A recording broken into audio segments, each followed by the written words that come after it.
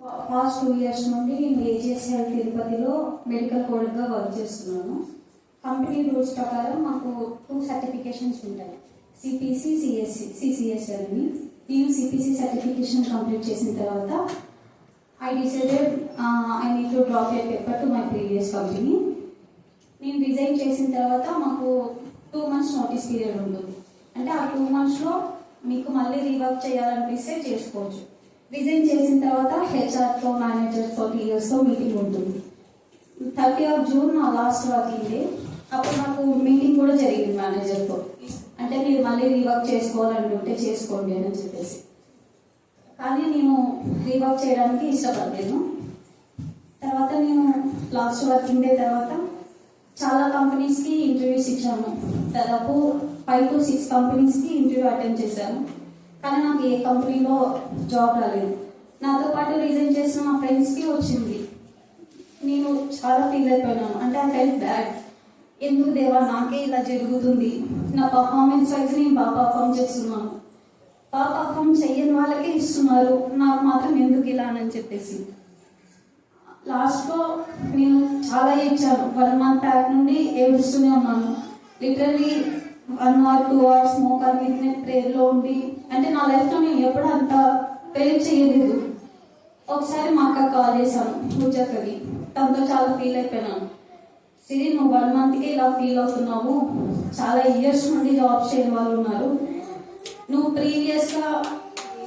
Previous కంపెనీలో job చేస్తున్నావు, hardly నువ్వు ఎంతసేపు ప్రేర్ చేస్తున్నావు చెప్పనేసి నన్ను తను క్వశ్చన్ చేసింది.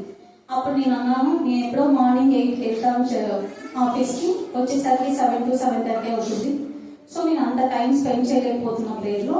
ఒక 10 to 20 minutes చేస్తాను నేను. సరే, ఇప్పుడు దేవుడు నీకు అవకాశం ఇచ్చాడనుకో, ఈ 1 monthలో నువ్వు దేవునితో మంచిగా టైం స్పెండ్ చెయ్యి అని చెప్పేసి నాకు చెప్పింది. ఈ 1 monthలో I'm very close to God. తర్వాత టాప్ 10 ఇండియాలోనే టాప్ 10 కంపెనీస్లో వన్ ఆఫ్ ది బెస్ట్ కంపెనీలో దేవుడు నాకు జాబ్ ఇచ్చాడు. అది కూడా ఫస్ట్ వర్క్ చేసిన కంపెనీలో రిజైన్ చేసిన తర్వాత 30% హైక్ మాత్రమే ఉంటుంది ఫ్రెషర్స్కి. కానీ దేవుడు నాకు 40% హైక్తో జాబ్ ఇచ్చాడు. అందుని బట్టి దేవునికి థ్యాంక్స్. అంటే ఇంకొకటి ఏంటంటే, జాబ్ వచ్చింది, మంచిగా వెళ్తున్నాను. 3 days వెళ్ళాను ఆఫీస్కి. 4th day ఏమైందో తెలియదు, రోడ్ క్రాస్ చేసేసి నేను రోడ్ అటువైపు వెళ్ళాను. సడన్ గా పడిపోయాను. పడిపోయిన తర్వాత జస్ట్ ఎలా పడ్డానో కూడా నాకు గుర్తులేదు. పడిపోయిన వెంటనే చాలా దగ్గరగా, నా హెడ్ కి చాలా దగ్గరలో కార్ అయిపోయింది. I thought that I was died on that day. కానీ దేవుడి కృప వల్ల నేను ఈరోజు మీ మధ్య మళ్ళీ సాక్ష్యం చెప్పగలుగుతున్నాను. ఆ వితిన్ ఫ్రాక్షన్ ఆఫ్ సెకండ్స్ లో నేను ఏమనుకున్నానంటే, ప్రీవియస్ గా మా అన్నకు జాబ్ వచ్చిన తర్వాతనే తను చనిపోయినాడు, ఇప్పుడు నాకు వచ్చింది, నాకెందుకు దేవా ఇలా అయిపోయింది అని చెప్పేసి చాలా ఏడ్చాను నేను. అంటే మాకే ఎందుకు ఇలా జరుగుతుంది అని చెప్పేసి. కానీ దేవుడి కృప వల్ల ఈరోజు నేను ఈ సాక్ష్యాన్ని మీ దగ్గర పంచుకోగలుగుతున్నాను. Now I am so blessed to be a part of Canaan Fellowship. Very thanks to Salomaka. మా ఫ్యామిలీ కోసం చాలా ప్రేర్ చేశారు, నా జాబ్ కోసం కూడా చాలా ప్రయాసించారు. నా సాక్ష్యం. థ్యాంక్స్. బలపరచువాడవు, పడిపోయిన చోటే నిలబెట్టువాడవు, ఘనపరచువాడవు, హెచ్చించువాడవు, మా పక్షము నిలచి జయమిచ్చువాడవు, స్థిరపరచువాడవు, బలపరచువాడవు, పడిపోయిన చోటే నిలబెట్టువాడవు, ఘనపరచువాడవు, హెచ్చించువాడవు, మా పక్షము నిలచి జయమిచ్చువాడవు. ఏమైనా చేయగలవు, కథ మొత్తం మార్చగలవు, నీ నామముకే మహిమంతా తెచ్చుకొందువు. ఏమైనా చేయగలవు,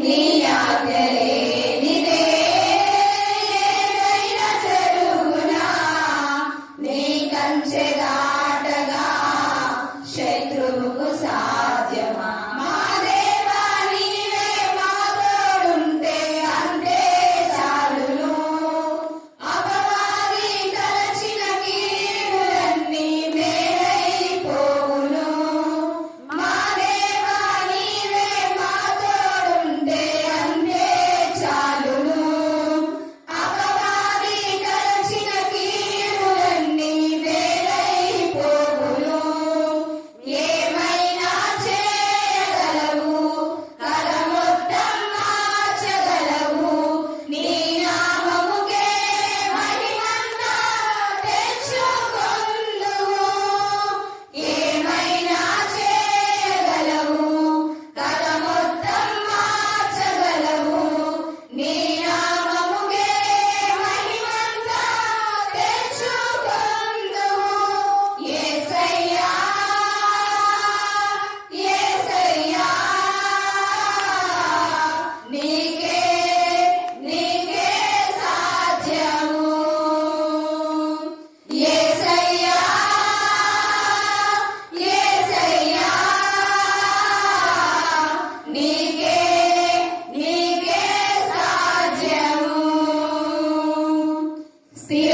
స్థిరపరచువాడము బలపరచువాడము పడిపోయిన చోటే నిలబెట్టువాడవు గలపరచువాడవు హెచ్చించువాడవు మా పక్షము నిలచి జయమిచ్చువాడవు ఏమైనా చేయగలవు కల మొత్తం మార్చగలవు నీ నామముకే మహిమంతా తెచ్చుకొందువు ఏమైనా చేయగలవు కల మొత్తం మార్చగలవు నీ నామముకే మహిమంతా తెచ్చుకొందువు యేసయ్యా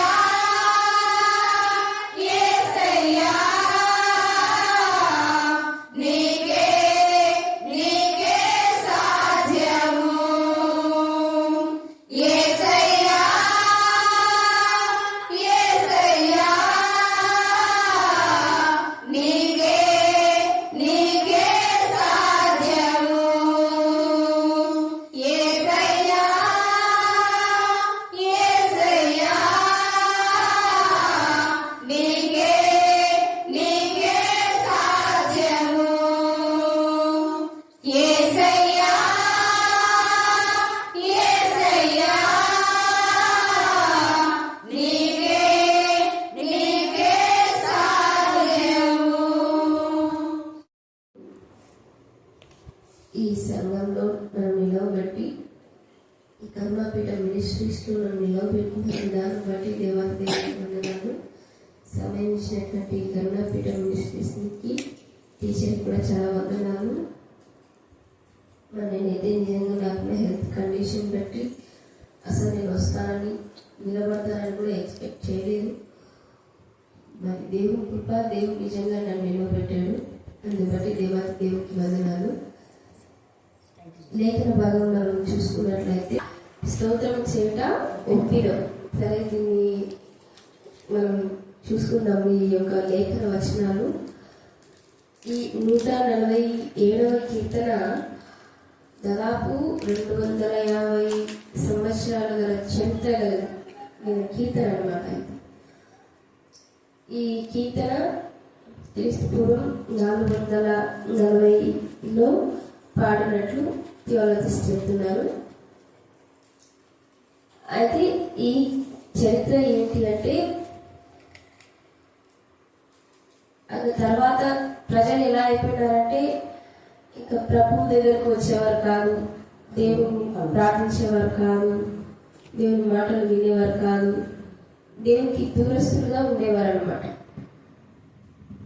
దేవునికి దూరస్తులుగా ఉండడం వల్ల ప్రభు ఆయన తన బిడ్డలని ఎప్పుడు కూడా విడనాడలేదు.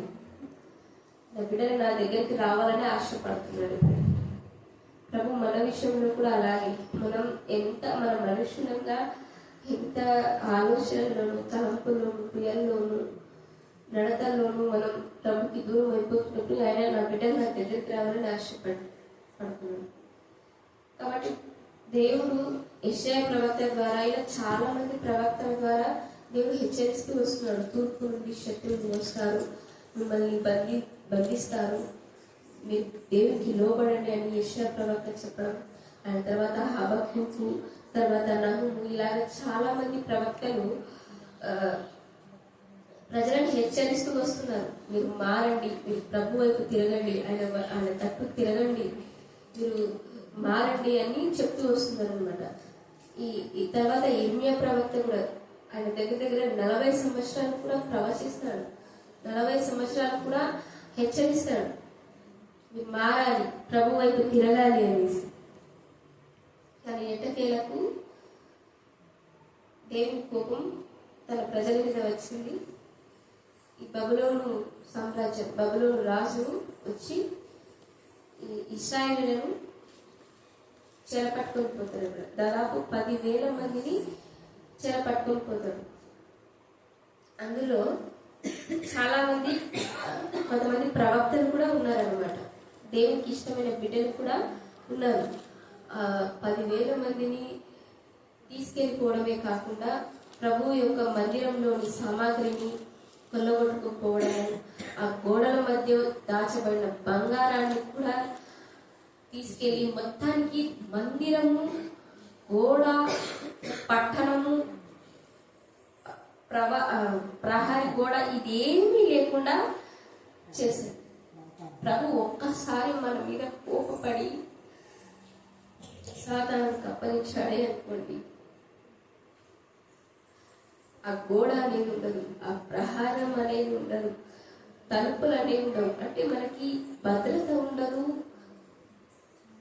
ఈ ఇహలోక పరంగా మనం ఎంత సంపాదించుకున్నా అదంతా కూడా వ్యర్థం అయిపోతారు అనమాట.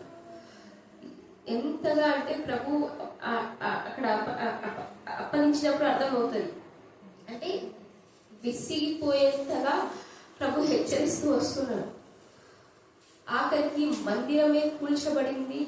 ఆయన సామాగ్రి కూడా, ఆ మందిరంలోని సామాగ్రి కూడా కొల్లగట్టు తీసుకుపోయినారు. అంతగా ప్రజలకి నష్టం జరిగిపోయింది. అయితే ప్రభు ఈ యెర్మీయా ప్రవక్త ద్వారా సెలవిస్తారు, 70 సంవత్సరం ఈ రీతిగా ఉంటుంది. కానీ నిజంగా మనం తప్పు చేసిన ప్రభు మన పశ్చాత్తాపానికి ఆయన ఇష్టపడతాడు అన్నమాట. అలాగే 70 సంవత్సరాలు ఇశ్రాయేలీలు బబులోను సామ్రాజ్యంలో ఎంతగా బాధలు అనుభవిస్తారు.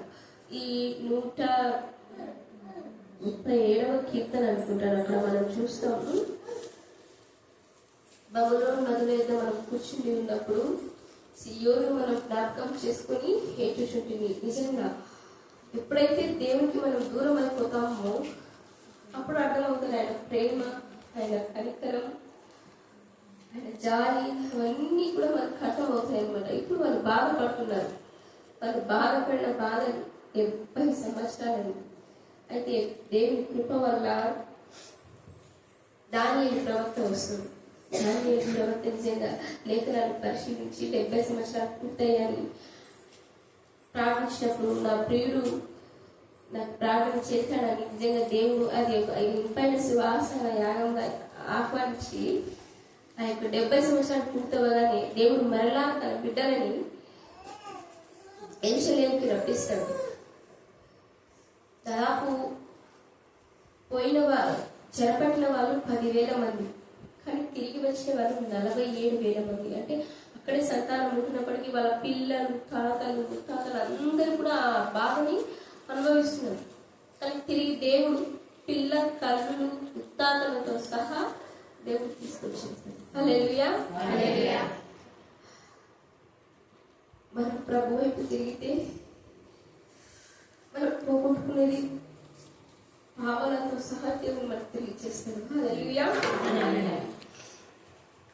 తర్వాత 1 రోజు కాదు, 2 రోజులు కాదు, దాదాపు 7 నెలల పాటు దేవుడు నిజంగా మాకు అద్భుత కార్యం చేస్తాడు, మమ్మల్ని విడిపించాడని బలులు అర్పిస్తారంట. ఇది బలులు అర్పించిన తర్వాత దాదాపు 20 సంవత్సరాల పాటు కూడా మందిరం గురించిన ఆలోచించారు జనాలు, ఇశ్రాయేలీయులు. అయితే హగ్గయి ప్రవక్త వచ్చి, మీరు ఎందుకు ఇలా ఉంటున్నారు? దేవుడి ఉచితమైన కృప చొప్పున మనం వచ్చాము, దేవుడిచ్చిన స్వాతంత్రం ఇది. మరి మనం ఇలా ఉంటే ఎలా? దేవుడికి మందిరం కట్టాలి, మనం ప్రహారీ కూడా కట్టుకోవాలి అని ఎప్పుడైతే ఆ ప్రవక్త చెప్తాడో, నిజంగా వారుగా నిజంగా ప్రభు మాకు ఇంత గొప్ప కార్యం చేశాడని ఒకరికొకరు అందరూ తమ మనసులో పూనుకొని మందిరం కట్టడానికి మందిరం కడతారు. ఆ గోడ చుట్టూ ప్రహారీ గోడ అనేది కట్టుకుంటారు. ఆ గోడ ఎలా ఉంటుంది అంటే, మనం కట్టుకున్న గోడ మనం ఎక్కి దాని మీద నిలవబడి నీళ్లు పోసుకోగలం, అవునా? అంత ఉంటుంది, మనం నడవగలం, అవునా? ఇప్పుడు మనం గోడ కట్టుకుంటాం కదా, దాని వైపు ఎక్కి గోడ పొడుగుతో నీళ్లు కారాలి, గోడ బాగా బలంగా ఉండాలని ఒక మనిషి నడవగలంత గోడను కట్టుకున్నారు. కానీ నాడు ప్రజలు అందరూ కలిసి కట్టిన గోడ ఒకేసారి 6 గుర్రాలు పరిగెత్తగలవు అంత పెద్ద వెడల్పైన గోడని చుట్టూ కూడా కట్టుకున్నారు. సరే, అయితే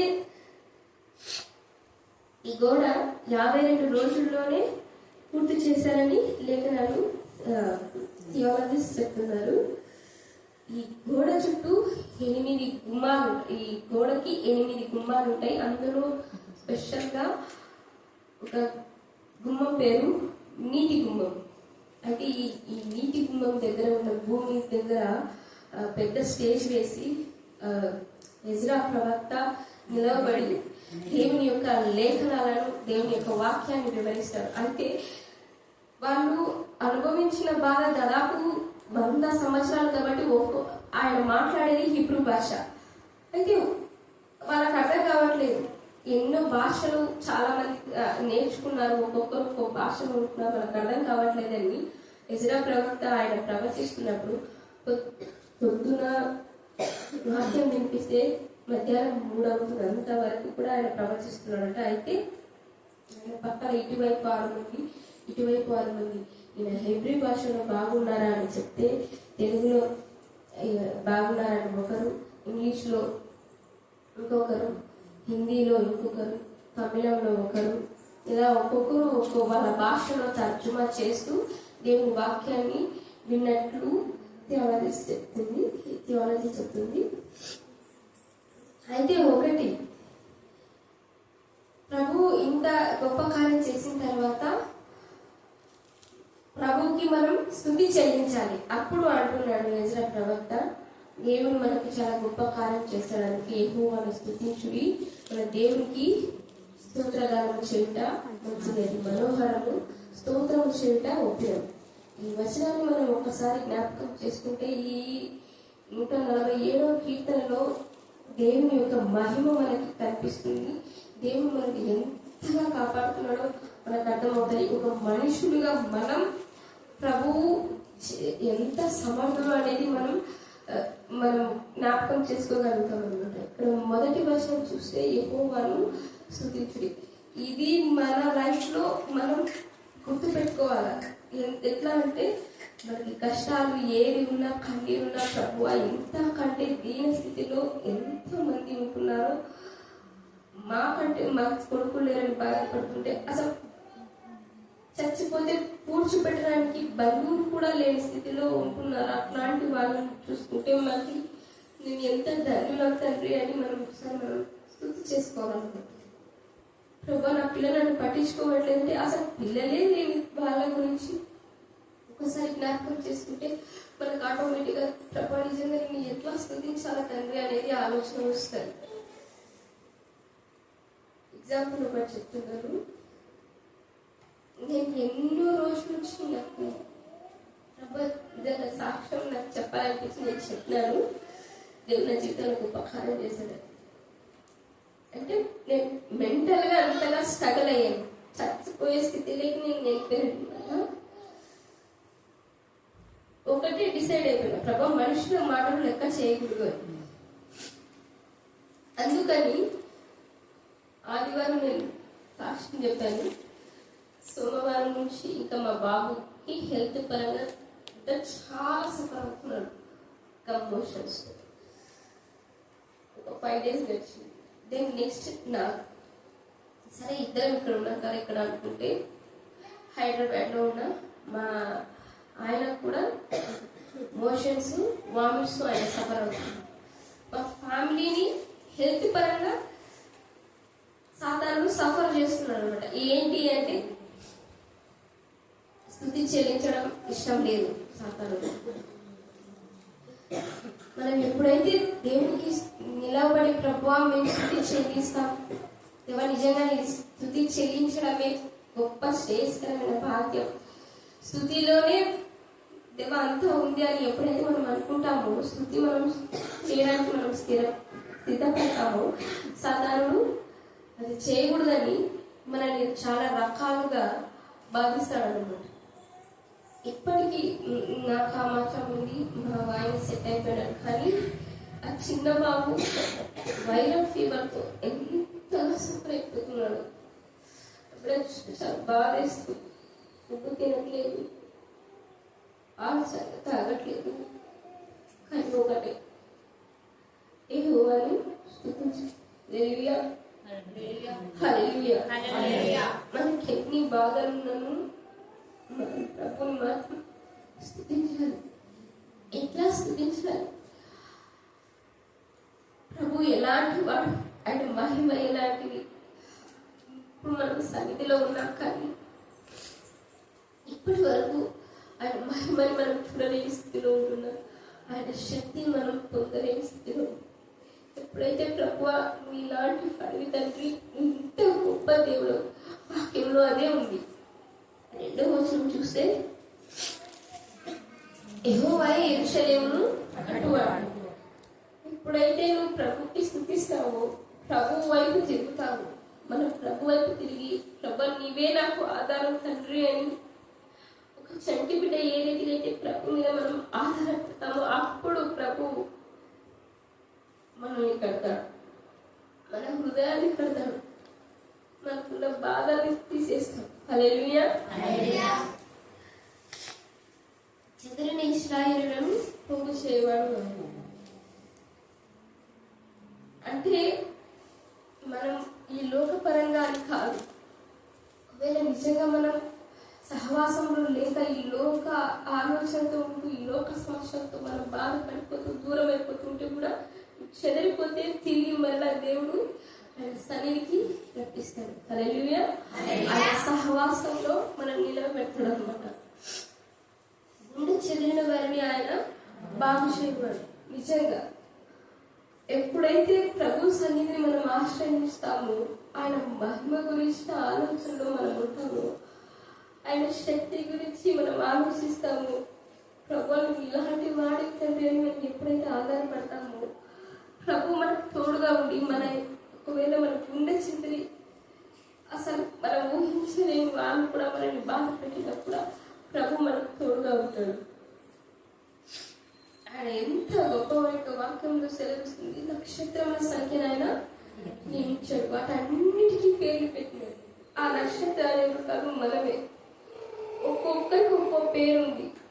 అదేవిధంగా ప్రభు మహిమలో మనం ఉన్నప్పుడు, ఆయన ప్రభావంలో ఆయన మహిమలో మనం ఉన్నప్పుడు మనకు ఒక్కొక్కరికి ఒక్కో పేరు ఇస్తాడు, ఒక్కొక్కరికి ఒక్కో భాషను కూడా ఇస్తాడు. హల్లెలూయా.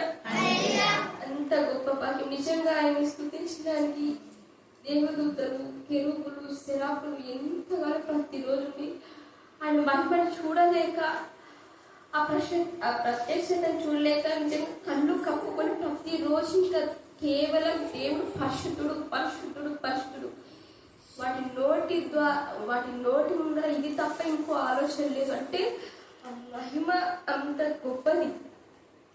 ఆ మహిమను చూసిన తర్వాత ఇంకా వేరే ఆలోచన వాటికి వస్తలేదన్నమాట. ఆ మహిమలో మనం ఉండాలని మనం అందరం ఆశపడతాము. ఎందుకు అంటే మన కింద వచనంలో ఉంది, మన ప్రభువు గొప్పవాడు, ఆయన ఆయన శక్తి గలవాడు. ఆయన జ్ఞానంలో నిజంగా ఒకవేళ మన జీవితంలో గొప్ప హాని జరగట్లేదేమో మనం బాధపడుతున్నామేమో. ఆయన గొప్పవాడు. మన జీవితంలో శక్తివంతంగా మనం లేమనొచ్చు. ఆయన శక్తి మనం పొందలేని స్థితిలో మనం బాధపడుతున్నాము. ఆయన అతి శక్తి గలవాడు. చిన్నదానిగా ఉన్నాను, ఇంత చదువు చదువుకున్నాను, వరకు జాబ్ రాలేదు, చిన్నపిల్లలకి వచ్చింది, మాకు ఇంకా రాలేదు అని మనం బాధపడుతున్నప్పుడు ప్రభు చెప్పిన మాట ఆయన జ్ఞానం నాకు తెలియదు. హల్లెలూయా. కాబట్టి దేవుడు ఇచ్చినట్టు మనం వ్యర్థం చేసుకోకుండా మనకి ఎన్ని సమస్యలు పక్కన పెట్టుకొని ప్రభువా అని ఒక 5 నిమిషాలు దేవుని శృతిస్తే దేవుడు మన జీవితంలో చేసే కార్యాలు, గొప్ప కార్యాలు, ఇంత కార్యాలు, అంతా ఇంత కాదు, ఇంకా చాలా ఉంది. ప్రభు చిత్తం అయితే ఇంకొకసారి అధ్యయనం చేసుకుందాం.